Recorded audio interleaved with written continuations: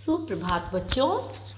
आज हम आपकी हिंदी की पुस्तक संचयन का पाठ 1 जिसका नाम है गिल्लू, इसे पढ़ेंगे। बहुत ही दिलचस्प पाठ है, आप सब बच्चों को बहुत अच्छा लगेगा।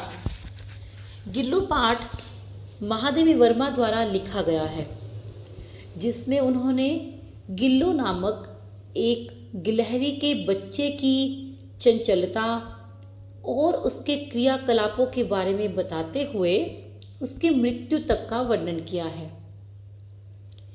एक दिन लेखिका ने 2 कौओं द्वारा घायल किए गए एक गिलहरी के बच्चे को देखा।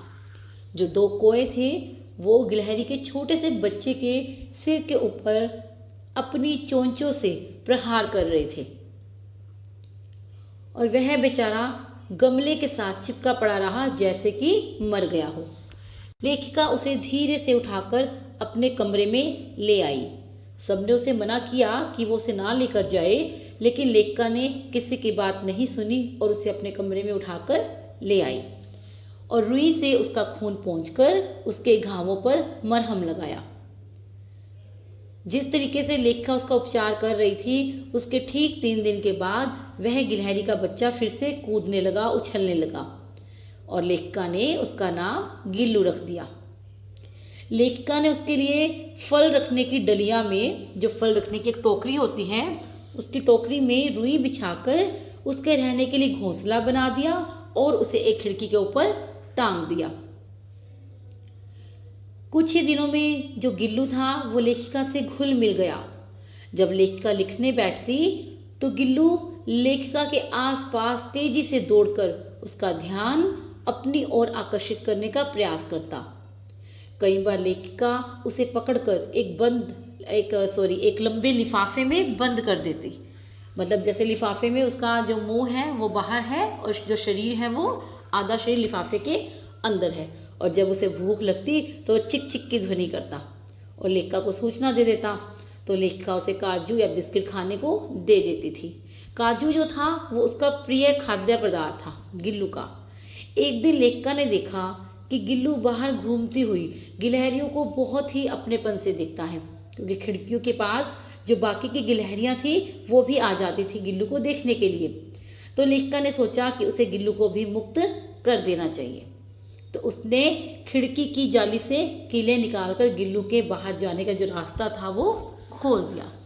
लेकिन जब लेखिका घर से बाहर जाती तो गिल्लू भी उस रास्ते से बाहर निकल जाता, और जब लेखिका घर वापस आती तो वह भी खिड़की के रास्ते से उसी जाली में वापस आ जाता।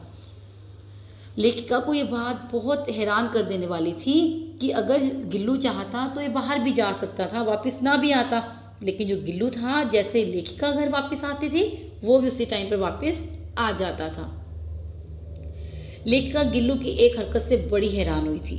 वो हरकत थी कि जब लेखिका खाना खाने बैठती थी गिल्लू भी उसके साथ बैठकर खाना चाहता था। लेखिका के घर में और भी जानवर थे, पशु पक्षी थे, लेकिन किसी की इतनी हिम्मत नहीं होती थी कि वो लेखिका के साथ बैठकर खाना खाए। लेकिन फिर जो धीरे धीरे लेखिका ने उसे भोजन की थाली के पास बैठना सिखाया और तब से वह लेखिका के साथ बैठकर खाता था। एक बार लेखिका मोटर दुर्घटना में घायल हो गई, उसका एक्सीडेंट हो गया और उसे कुछ दिन अस्पताल में रहना पड़ा। गिल्लू ने उसके पीछे से अपना प्रिय खाद्य पदार्थ जो कि काजू था उसे भी नहीं खाया और लेखिका के घर लौटने पर एक परिचारिका के समान उसकी सेवा की। परिचारिका आप बोलते हैं बच्चों सेविका को, दासी को। गिल्लू उसके सिरहाने के पास बैठ जाता था और उसके सिर में अपने छोटे छोटे पंजों से हाथ मारता था ताकि लेखिका को आराम मिले। अपनी तरफ से उसको प्यार करता था। लेकिन अब जो गिल्लू था उसका अंतिम समय आ गया था। जो गिलहरियों की जीवन अवधि होती है बच्चों वो 2 वर्ष होती है। अब गिल्लू ने खाना पीना छोड़ दिया, बाहर जाना भी छोड़ दिया था, उछल कूद करना सब कुछ छोड़ दिया था। वह रात भर लेखिका की उंगली पकड़े रहा और प्रभात होने तक वह सदा के लिए मौत की नींद सो गया। पूरी रात उसने लेखिका की उंगली पकड़ कर रखी और उसके हाथ एकदम ठंडे हो गए थे। लेखिका ने उसको उष्णता प्रदान करने के लिए, उसको गर्मी प्रदान करने के लिए हीटर भी जलाया, लेकिन उसका जो समय था वो नज़दीक आ चुका था। लेखिका ने सोन जूही की लता के नीचे गिल्लू की समाधि बना दी। लेखिका को विश्वास था कि एक दिन गिल्लू जूही के छोटे से पीले फूल के रूप में फिर से खिलेगा और वह फिर से उसे अपने आसपास अनुभव कर पाएगी। अब लेखिका जब भी उस सोन जूही की लता को देखती है तो उसकी आंखों में आंसू आ जाते हैं। उसको